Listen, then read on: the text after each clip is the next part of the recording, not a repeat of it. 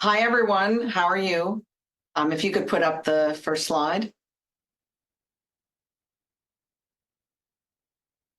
So welcome to the Smithsonian National Education Summit. My name is Carol O'Donnell, and I'm joined here by my colleagues. We'll introduce ourselves on the next slide to give you a little bit of background about who we are.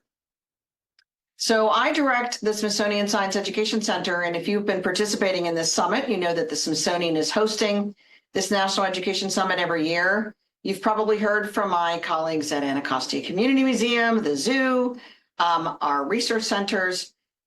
I direct the only education center at the Smithsonian that is not a museum, it's not a research center, but it is a formal education center focusing on K through 12 education. And our goal is to transform K-12 education through science in collaboration with communities across the globe. My colleague, Frank. So nice to be with you. Thank you, Carol, for the invitation to join you today. I'm very excited to be with you. I'm Frank Niepold. I'm in NOAA, a partner agency to the Smithsonian, and I lead climate education and workforce development programs focused on climate, obviously. But also I coordinate around 30 different federal agencies' work is on climate engagement and capacity building. So super excited to be with you all today. And then Anita. Hi, everyone. I'm Anita Krishnamurthy. I'm the Senior VP for STEM and Youth Engagement at the After School Alliance. We are a nonprofit advocacy group for after school based in Washington, D.C. We work nationally, but work a lot with state level and local level partners. We focus on really supporting after-school programs to offer very high-quality STEM learning experiences, and increasingly youth voice has taken on an increasingly visible role in after-school programs. And so I run an initiative called the Collective for Youth Empowerment in STEM and Society, where we support programs to do more at the intersection of after-school STEM learning, civic engagement, and youth leadership. I'm delighted to be here and look forward to this conversation over the next hour. Back to you, Carol. Yeah, thank you, Anita. Thank you, Frank, for joining us. Next slide. So at the Smithsonian Science Education Center, we are focused on some work that's around local to global, and that's the focus of today. So we will start with telling you about local and global issues and getting some input from you, local and global issues that require action. Next, we'll talk to you about teachers, if you back up just a second, please, teachers' perspectives about educating students on these issues. We'll ask you the question about climate literacy, and then Frank will help you understand that term. He'll also share with you where we can get ready to use instructional resources and videos on climate literacy and clean energy. I'll then help to define sustainable development and then give you some links to places where you could get free resources on educating students on sustainable development topics like biodiversity, climate resilience, food, sustainable communities, and the ocean. And then finally, Anita will help us wrap up by talking about the most important question of today: why do we empower youth to take local action on these global issues? Next slide. So to start, we'd like to use the chat, and our colleague Johnny McInerney is moderating the chat for us right now. And as you can see, it's on your far right. And we just want you to put some ideas in there. It takes about 30 seconds for us to see them. But what local and global issues require action? So just anything that you think that's going on globally that requires action.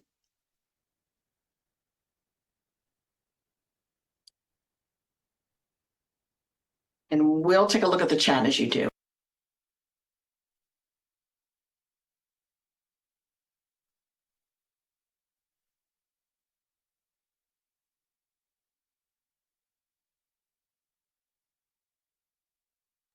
All right, so Johnny said that Grace posted that affordable housing is of concern. It's one of these local issues, but it also has global relevance.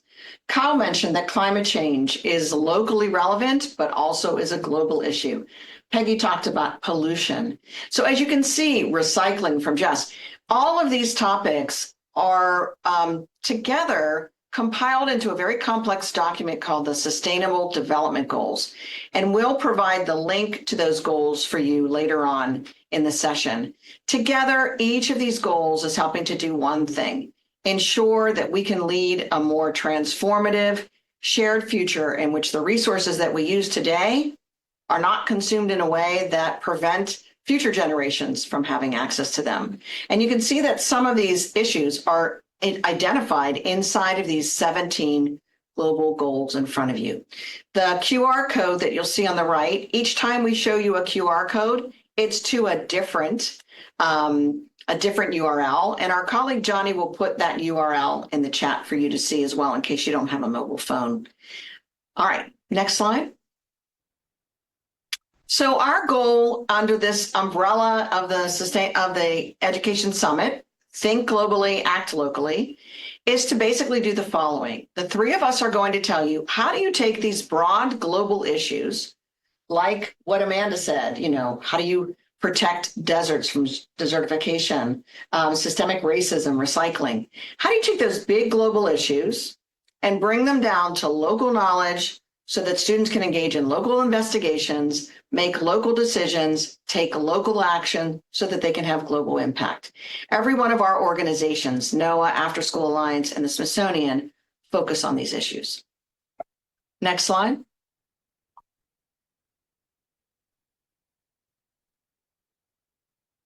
So now we're going to talk a little bit about whether or not teachers in the US, as well as teachers abroad, think that teaching students about these sustainable development issues are important.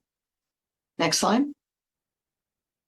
So UNESCO, which is the United Nations Education, Scientific, Cultural Organization, in 2020 started to assess whether or not there are actual demands from young people to provide quality climate education. And what UNESCO found was that about a half of the 100 countries that were reviewed by this report said that there was no mention of climate change in their national curriculum.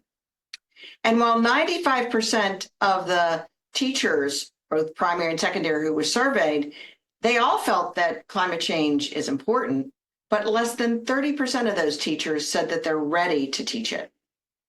70% of those young people who were surveyed said that they don't feel ready for climate change based on what they're learning in schools.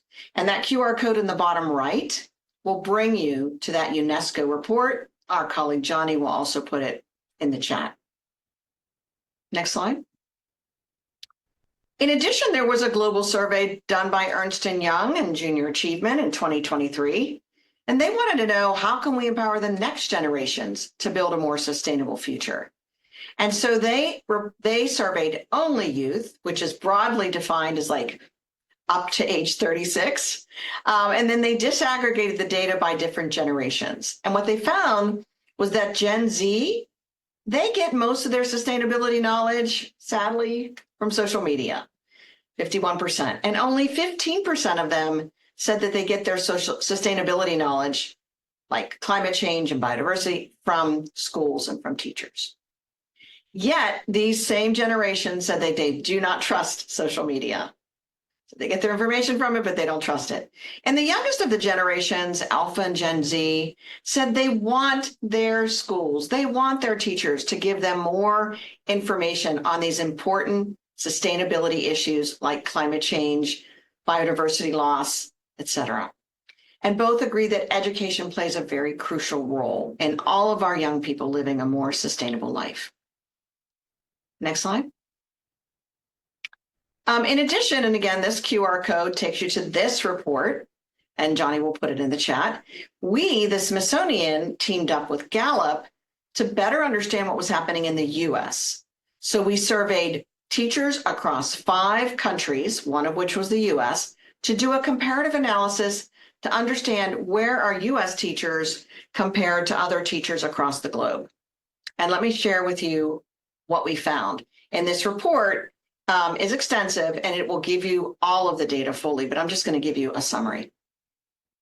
Next slide.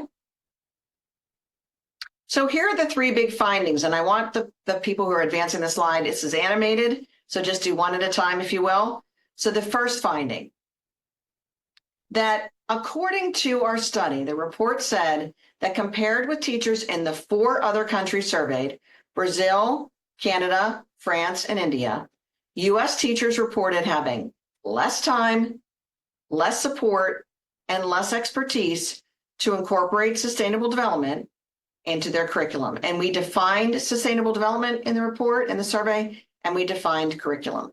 So other countries are 3 times more likely than US teachers to say that they are incorporating these topics into their teaching.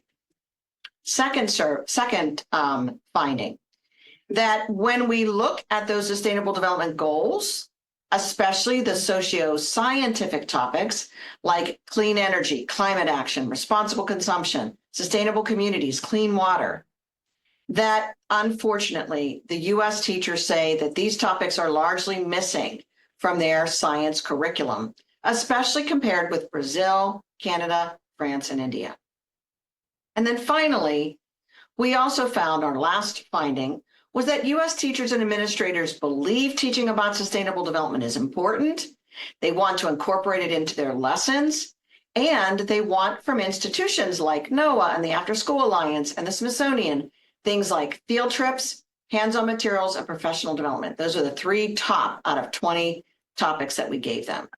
One more click on this slide, or actually two more clicks. You will also, forgive me for this,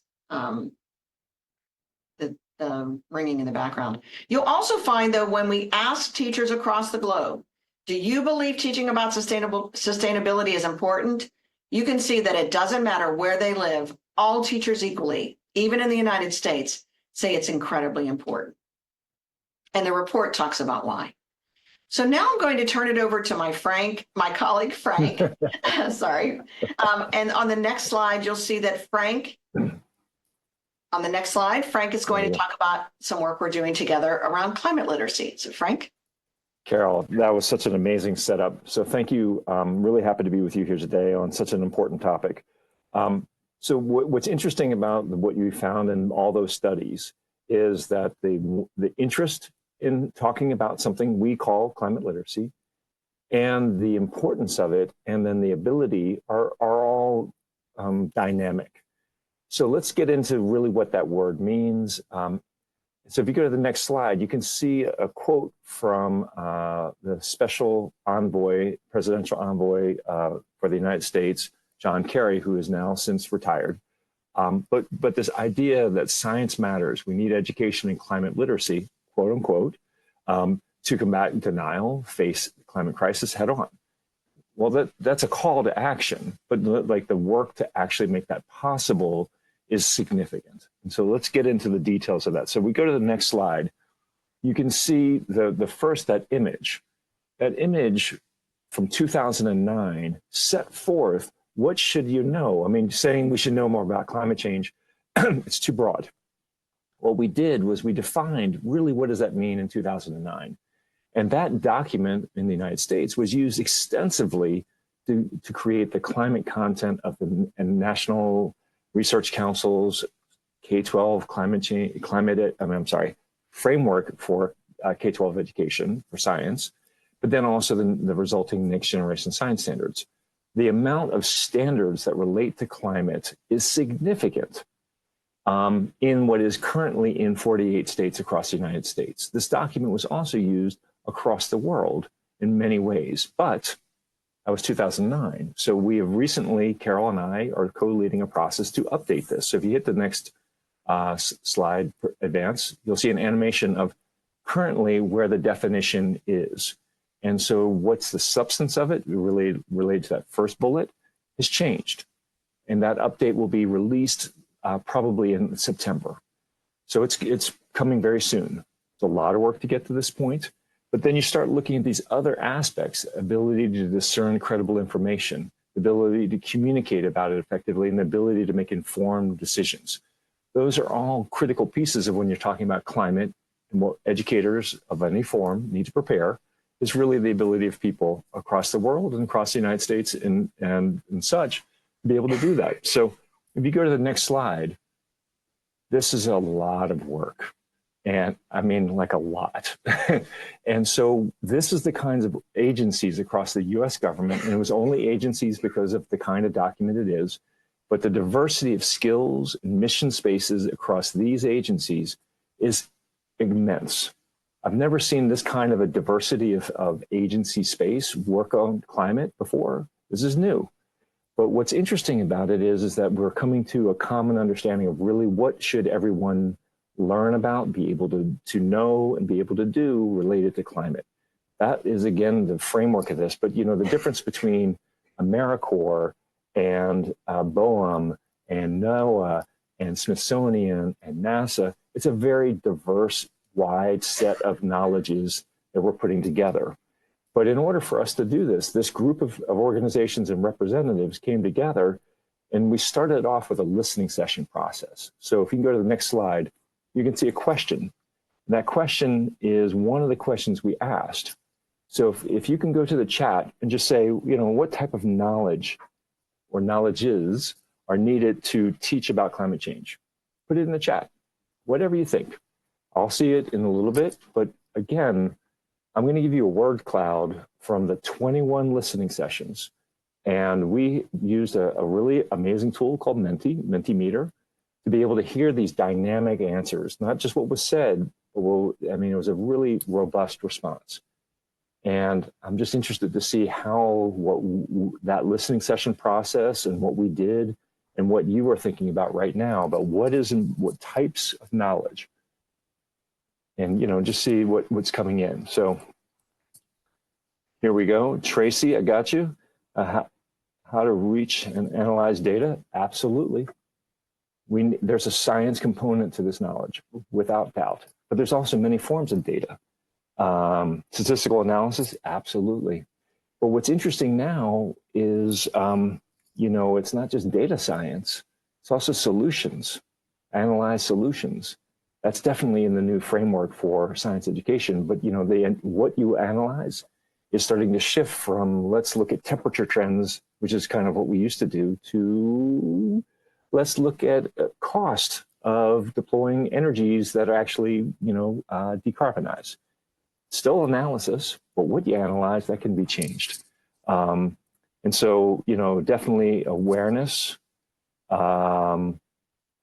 causes and prevention systems, 100%. So if you can hit click the advance the slide, so you can actually see the word cloud that came out of that process. And what jumps out at you is justice, economics, traditional ecological knowledge, or TEK, communication, systems thinking, civics, empathy, hope. This is different. When we did this work in 2009, we would not have seen this cloud. So what this tells us is that what we mean by the same word, climate literacy, has shifted. And now we're trying to capture and represent that shift as we come up with a common framework of how we work in climate change. So you can keep on typing in, and I know there's a bit of a delay, but there's a second question we asked you. So if you could advance the slide. And the next slide is, who should be responsible, sorry, that's the word, for building climate literacy? Who builds climate literacy? Just put in your words. You can type in multiple times, and I'll see it in just a second. But I think, who builds climate literacy? And I'm super interested to see what you said.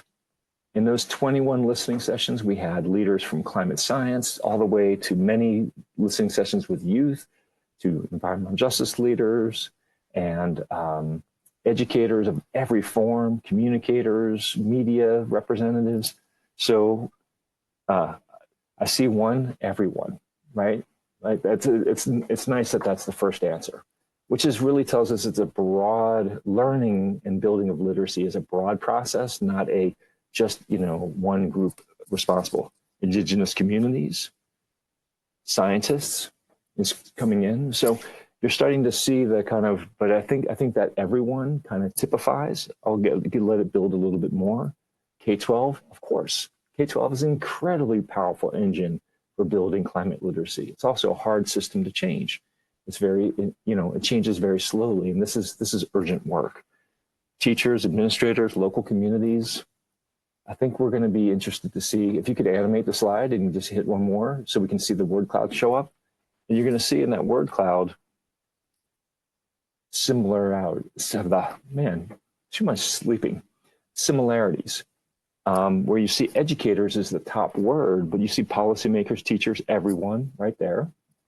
And then community leaders, informal educators, students, elected officials, governments, and youth, and so on. These word clouds reveal that this work is shifting in the interim period. So what we're trying to do is really guide what that next work is. So I'm going to keep moving. So the next agenda item slide is going to come up. And it's just, where would you go to get free materials to help us do this work? So if you can go to the next slide. Anita, I'm feeling the need to move so we can get our agenda through. But the next slide here, this is a place that we've been working for a very long time because the digital free space is not very navigable in good ways on these topics. So we've been working for quite some time, since 2010, I guess about 14 years, with funding from NOAA, NASA, NSF, Department of Energy, and NSF, to really build a process for how we would pre-vet the digital free space. It's very easy to navigate, but it's 7 different people, including practicing teachers, educational product developers, scientists, review every material that's here. It's a really great place to go. And then also there's a network there you can join, where you can join other practitioners like yourself if you feel so inclined. So it's a great place to go. There'll be some links in the chat that can get you directly there. And then I think I'm handing it back over to Carol. Hopefully that will get you there. Thank you for your time. Thanks so much, Frank. Really appreciate it. So we started off at a big picture around this idea of educating youth for sustainable development, global issues to local. And on the next slide, and Frank helped us understand a little bit about climate literacy in particular. Of course, climate literacy and clean energy are only 2 of the topics that are under the umbrella of educating for sustainable development. So the question now is, what actually is sustainable development and how is it defined and where can you get resources? So next slide. So at the Smithsonian, we not only have 21 museums, we also have 9 research centers. And a combination of those research centers, 21 museums, as well as the Smithsonian Science Education Center and other educators across the Smithsonian, we collaborate under what's called the Life on a Sustainable Planet Initiative. And if you look at this definition or description of it, you can hear the definition of sustainable development. So at the Smithsonian, through the Life on a Sustainable Planet Initiative, we inspire lifelong learning and leverage the Smithsonian's vast collections, museums, and research to foster a deep appreciation for science, technology, innovation, and culture. And here's the definition of sustainable development. We are investing in a future where humans and nature coexist in harmony, so that protecting our Earth today and all of its resources is a way of protecting future generations to ensure that they have access to those resources as well.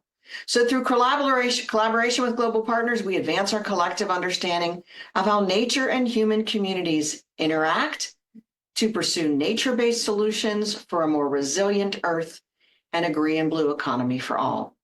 And our focus could be on the ocean, land ecosystems, global education, air pollution monitoring, community-based resilience, environmental justice, shared health, the universe. These are broad topics that are under the umbrella of sustainable development.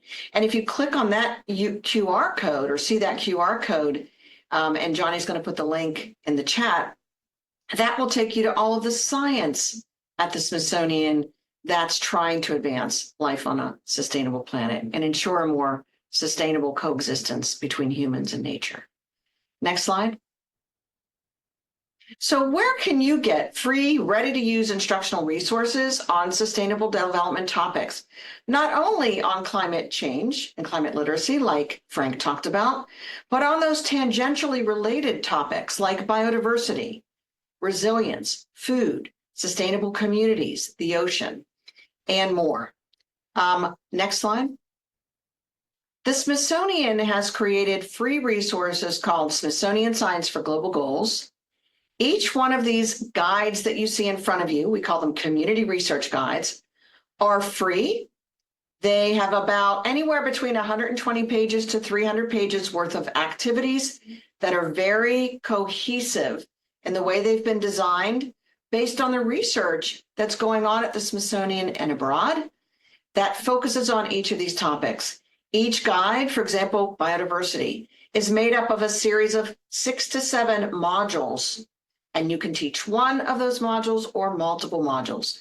And each one helps build students' knowledge and ideas about the topic, from biodiversity to biotechnology, climate action, clean energy, sustainable communities, etc.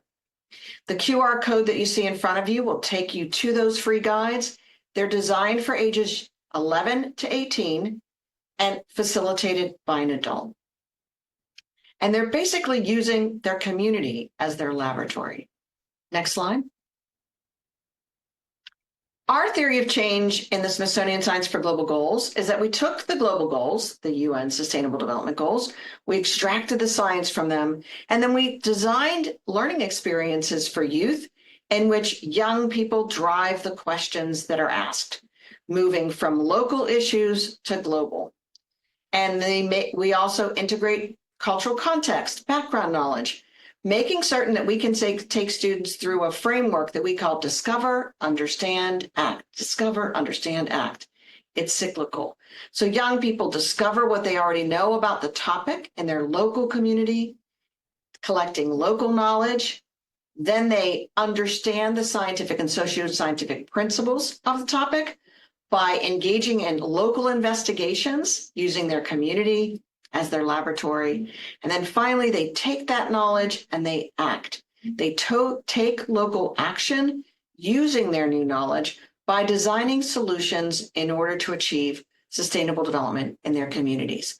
Of course, those actions drive new questions, which start the cycle over again. And the photographs that you see here are taken of students all around the world, including the US, who use these resources in their schools, community centers, after school programs. Next slide. This is just one example of what I'm going to take you through very quickly, what one of these guides looks like. So each guide, and click one more time, each of these guides is made up of main guide, Sustainable Communities, maybe it's about 300 pages long, made up of 7 parts, and each part is its own module. So this part 5, how can the transportation system help our community thrive? So what we do is for students to better understand whether their community is sustainable, we have them investigate local transportation, local housing, etc. And many of you talked about that when you put these ideas in the chat. We also link them to the UN Sustainable Development Targets, because remember, these were designed for students all over the world to use, and there is no science curriculum or science standards for the globe, so we use the UN. Next slide. So what I'll do is I'll take you through a little bit, a high level of what these parts look like. So for example, in this guide, part 1, students are discovering what is a sustainable community, and they begin to use social and emotional learning like identity mapping, community surveys, perspective taking to better understand and discover the issue locally. And they look at the issue from multiple perspectives: social, emotional, environmental, economic, so that they can better make decisions. Next slide. Then the next parts are all the ones in green are where the real science and investigations happen. So students go from studying, for example, how do people use sustainable practices in their community? How are spaces sustainable? How is housing in our community sustainable? Transportation, the way we use resources. And in this part, students are investigating the science that underlies the issue using their community as their laboratory. And then finally, students act, part 7. Next slide. This is where students engage like in participatory science, where they're mapping out an action plan, they're implementing their plan, they're using new scientific knowledge that they've gained to do social good in their community. Of course, they're creating these micro actions all along the way, and then finally, big macro action at the end in which they develop a project. So the difference in this program, Smithsonian Science for Global Goals, is that students aren't just told, oh, let's compete, come up with some action you want to do in your local community. They're given an opportunity to learn, and then they use their knowledge for action. Next slide. All throughout these guides, representation matters. And so we make certain that students are introduced to research mentors all throughout the guide, which are real people doing real green and real blue and real sustainability jobs. And we introduce them to these people so that they can see that there is diverse representation of different ages, careers, nationalities, genders, races, and ethnicities create a sense of connection for students. Each research mentor creates its own identity map, just as the students do, so the students find some connection to that research mentor. We provide inspirational quotes from the mentor all throughout the guide, and we share these research mentors' identities so that students can find kind of a sense or a point of similarity. Next slide. And just a summary before I turn it over to my colleague, Anita. These guides are free with free professional development. So for example, we're running climate action the 17th, so actually tomorrow. You can still sign up if you gave us your email address, or we can get it from the organizers. We can send you the link and you can participate in our climate action webinar tomorrow to learn more about our climate action guide. All of our guides are available in English and Spanish. Some are available in multiple languages, like you see here, the Sustainable Communities, available in Arabic. They're designed for ages 11 to 18. They're free. They're optimized for screen readers. Each one has a planner so that you can map out how much time it might take to do each part. They're modular, so you can customize them by teaching only one part or two. They have multimedia extensions that are available through our story maps with all of our digital videos, game simulations, and then, of course, as I mentioned, professional development, all free. Next slide. So, sorry, this is the last slide. This is just an example of some of the youth action projects. Students designed, they rehomed some of their native flora on school campuses to preserve their biodiversity. That happened in Egypt.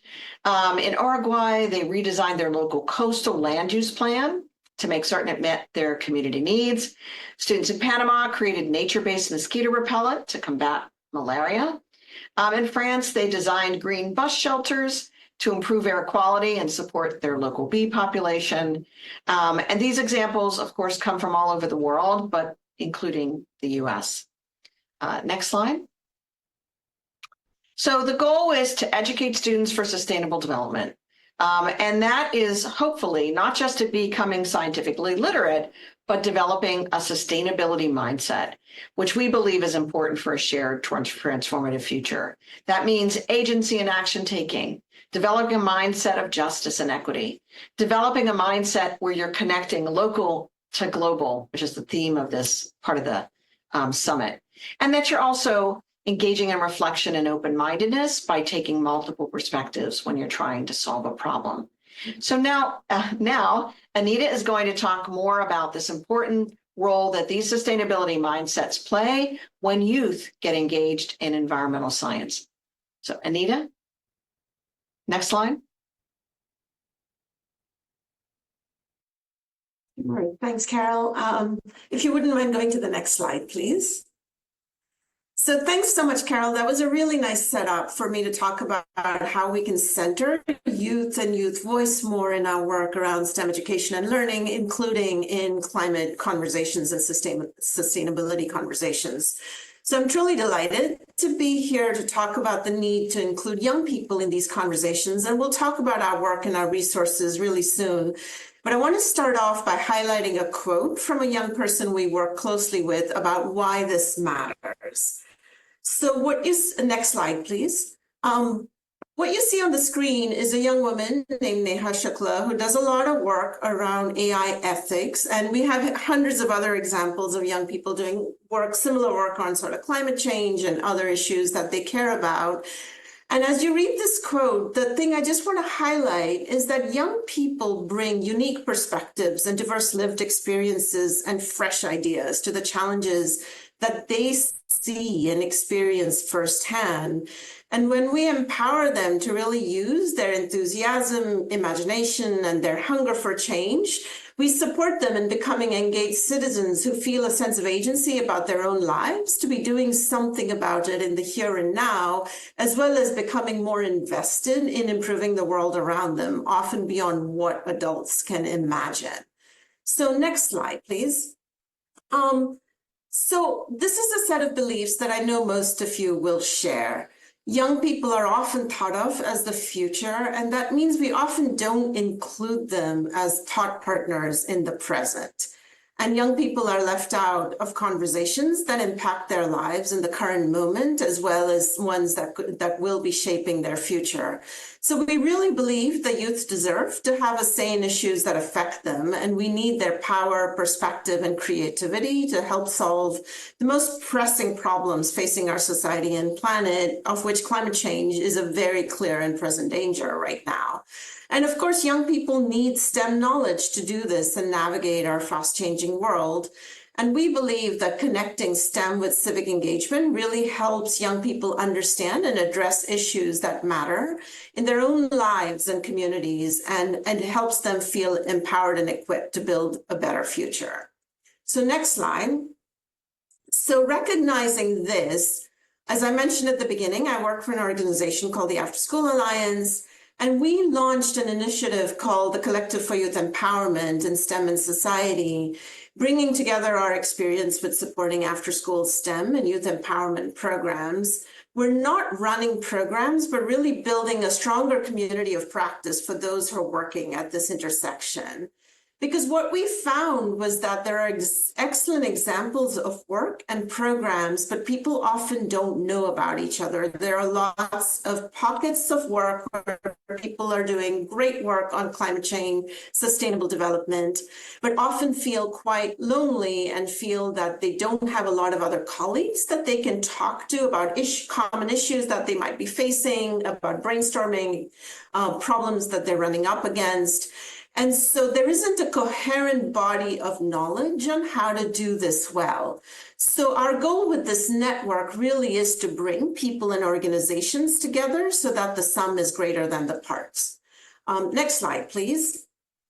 So how does CS work? Is that we really focus on making connections. We're connecting out-of-school time practitioners, civic and STEM engagement programs to collaborate, brainstorm, and share resources. We're trying to build capacity by offering expertise, materials, and ideas that already exist within these programs, but sort of just sharing them with each other to help practitioners continually improve their STEM and civic engagement programs. And finally, of course, we distill research and communicate by curating best practices and program evaluations and sharing them with programs, funders, business leaders, and policymakers. Next slide, please. So we've been collecting resources for after school, and I'll talk in the next slide about our resource database. But for now, I just want to share these few links with you that, as I said, what we found was that there are lots of examples of people doing amazing work, but there isn't a coherent community of practice. So we've created a platform to really become sort of a member or a partner or ally within CS, form a community of practice. You can look at this link that I think Johnny is posting in the chat to see who's in it and join us if you're doing work at this intersection. Sometimes it's easier to imagine what the possibilities are when you can see others who are doing this and read about examples and see a tangible example. So we try and promote blogs from our partners that is available at this link. And we just recently did a research study on the different program models and strategies that programs are using to do this kind of work. And our findings and recommendations for doing more of this work are in a report that we released. So as I said, we really focus on supporting more youth-centered STEM programming by connecting people and sharing knowledge. And of course, young people are very, very concerned about climate change and sustainable development. So that is the focus of many of the programs in our network. And next slide, please. And so we've just recently, as of this week, actually released a resource database where we've been collecting resources and curating them so that programs who want to do this kind of work, and while we of course focus on the out of school time environment and after school programs, as Carol mentioned, the Smithsonian guides that Carol mentioned earlier are included in this database. And so many of these resources are really widely applicable to both in-school programs as well as out-of-school time programs. We're trying to collect resources that relate to professional development, that have curricular resources, and also resources that young people can use directly. These have been sourced from our partner organizations as well as their partner organizations, and they can be sorted by their focus on STEM, civic engagement, or youth empowerment. And they're also tagged and sortable by the UN Sustainable Development Goals. So I really encourage you to check out this link and see what is out there that is available for you. Because as I said, the whole philosophy for our CS work is that there is a lot of work and a lot of resources already available, and there's no need to reinvent the wheel to sort of create new programs or new resources. Take a look at what's already out there. Next slide, please. And so we hope that we know there are many of you out there doing this kind of work. And if you're interested in learning more about our network and finding others who are doing this kind of work, please reach out to us. Check out our website, email us, follow us on LinkedIn. We are always aiming to promote sort of available resources, talk about the models that are out there, conduct research. We're really trying to strengthen this as a field, as a coherent field and body of work that everybody can participate in and take advantage of, because we all owe it to our young people to help them both inhabit the current moment as well as prepare for the future. So with that, I'm going to ask for the next slide and say that this is a question that we'd like to have you sort of in similar to what's the questions that have been asked before in the chat box.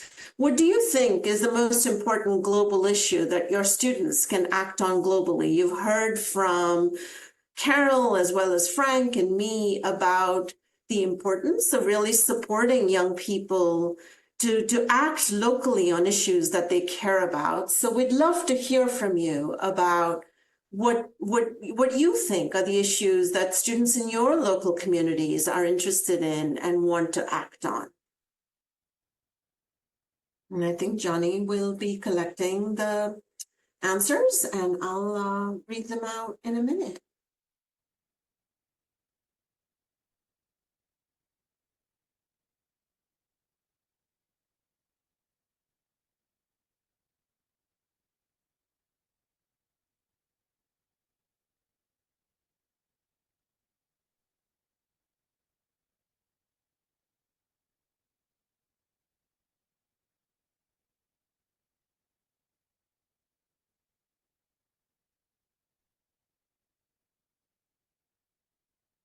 I see one answer from Steph around food, equality, pollution, diversity. Yes, absolutely. These are all pressing issues that we're all dealing with.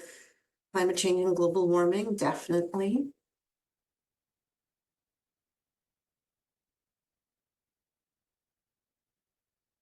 I'm seeing climate action and pollution coming up a lot. Absolutely. These are all issues that young people are very, very concerned about and wanting to do something about. So how do we support them to do more of this kind of work in their local communities?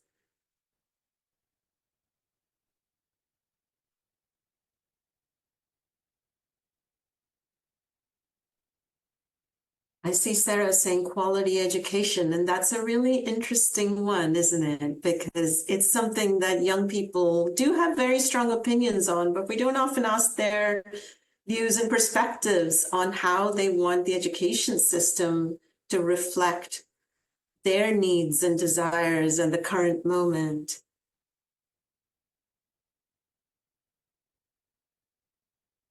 I'm going to move on to the next slide. So please go on entering your answers in here and we'll come back to it. And this is a quote from Jacques Cousteau about how stating something that I think we all know, but of course he says it very, very eloquently, is that we only protect what we love. We only love what we understand, and we only understand what we are taught. And I think that teaching and learning happens in a lot of different ways in the current era, and in informal settings, in schools, online, young people are getting information. But it's how do we help everybody make sense of the information that is out there.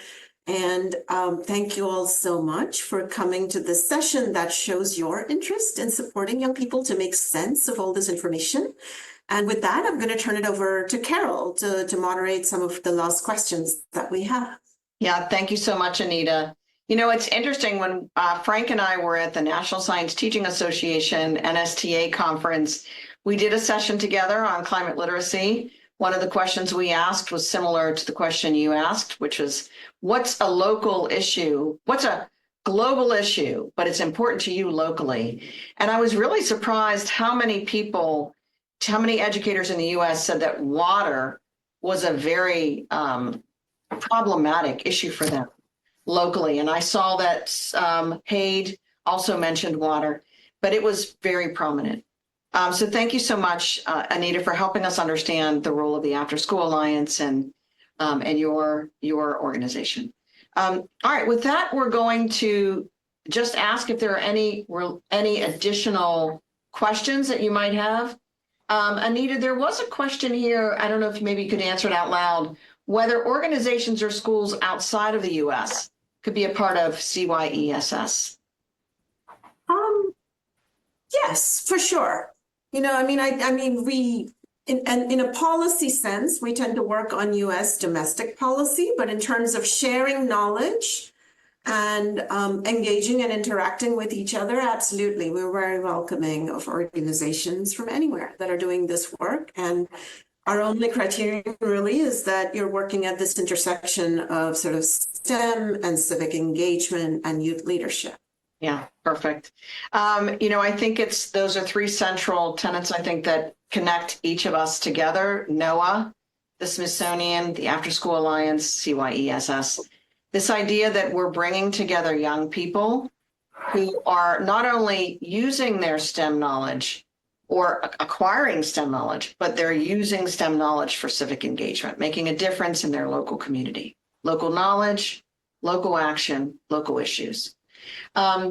We have about a minute left, and I don't know if there's anyone else who might have a question for us. But while we wait for those questions to be posted, you know, please know each of the resources that we've shared with you are designed to be localized. They're place-based, community-based, and that was very intentional. These are complex issues, but they are meaningful to youth when they're able to be localized. In addition, the materials that we presented to you, much of them are available not only in English and Spanish, but in other languages as well, both from NOAA, the Smithsonian, and those resources that Anita has on the After School Alliance. We do have a question here, which is, are schools collaborating on the projects? We have a lot of work we're doing in our local community and would love to collaborate. So I'll quickly say that at the Smithsonian, yes, through the Youth Ambassadors Program, through what's called the Network for Emergent Socioscientific Thinking, NEST. How about you, Frank? I mean, it's a fundamental question. And I think one of the other things we didn't say here in the context of the SDGs, the Sustainable Development Goals, climate is under the United Nations Framework Convention on Climate Change, lots of the international big acronyms. But one of the most important principles of the original treaty was international collaboration. And I think that it is the spirit of that is showing up here in both in the resources and the work we're doing. But I think that the complexities of these issues span the globe. And that one of the areas where, Anita, you mentioned this about like we need to be more connected to each other. That is also true across the world, as well as within communities that are, like states of the United States. And I think that in the spirit of that, schools could be way more connected, way more connected. Educators could be way more connected. Educational leaders could be way more connected. What I found in this work, doing it for about almost 2 decades, is it's organic now, meaning it is naturally propagating in different places around the world. And so there are people who are ahead of you, people who are just beginning, and the easiest thing we can do is share where we have something to share and to ask for something when somebody has something that is of value. I think that just sharing and learning, but it needs to be facilitated. And this is one of the areas that I'm really excited about the next decade of work, is doing much more facilitated sharing and learning across schools, learners, systems, educators of any form. That I think would help us accelerate this practice much more quickly than other things. Yeah. That's just what I see. Absolutely. So I know that our time is up.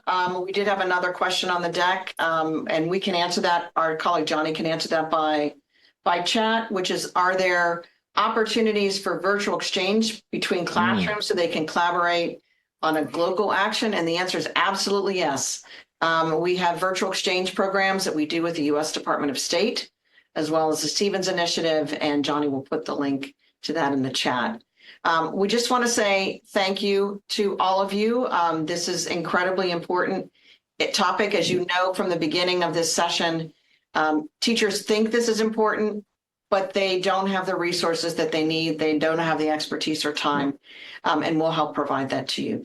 Time is hard to give, but we can provide resources that will allow you to combine subjects so that it's much more interdisciplinary. So thank you so much, everybody. Really appreciate your time. And thank you, Frank. Thank you, Anita, for joining us. Thank you, Carol. Thank you, Anita. And thanks to all of you for your attention and participation today. Appreciate it. Absolutely.